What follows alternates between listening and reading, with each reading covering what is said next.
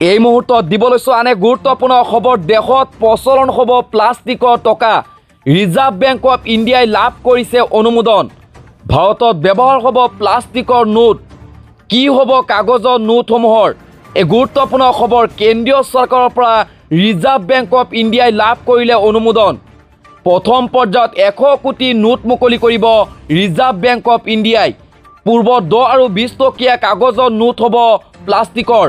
পৰীক্ষা সফল হ'লেই দেশত প্ৰচলন হ'ব প্লাষ্টিকৰ নোট। পৰীক্ষামূলকভাৱে ভাৰতত মুকলি কৰা হ'ব প্লাষ্টিকৰ নোট। ট্ৰায়েল সফল হ'লেই নোটসমূহ নিয়মিতভাৱে জাৰি কৰিব ভাৰত চৰকাৰে। ৰাজ্যসভাত এই তথ্য প্ৰদান কৰে বিত্তমন্ত্ৰীয়ে।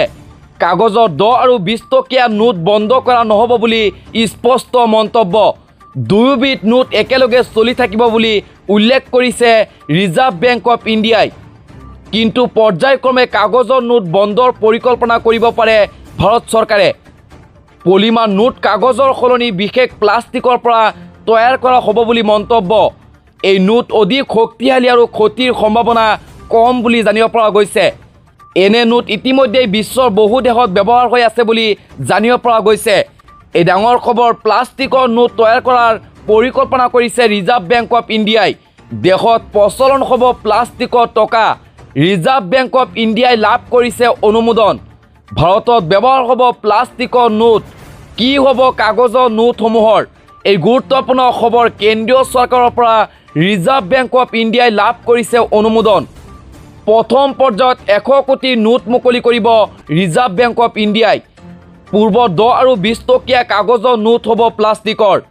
পৰীক্ষা সফল হ'লেই দেশত প্ৰচলন হ'ব প্লাষ্টিকৰ নোটসমূহ। পৰীক্ষামূলকভাৱে ভাৰতত মুকলি কৰা হ'ব প্লাষ্টিকৰ নোট।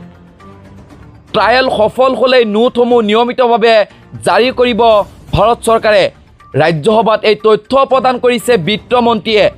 কাগজৰ 10 আৰু 20 টকীয়া নোট বন্ধ কৰা নহ'ব বুলি স্পষ্ট মন্তব্য। দুয়োবিধ নোট একেলগেই চলি থাকিব বুলি উল্লেখ কৰিছে ৰিজাৰ্ভ বেংক অফ ইণ্ডিয়াই। কিন্তু পৰ্যায়ক্ৰমে কাগজৰ নোট বন্ধৰ পৰিকল্পনা কৰিব পাৰে ভাৰত চৰকাৰে।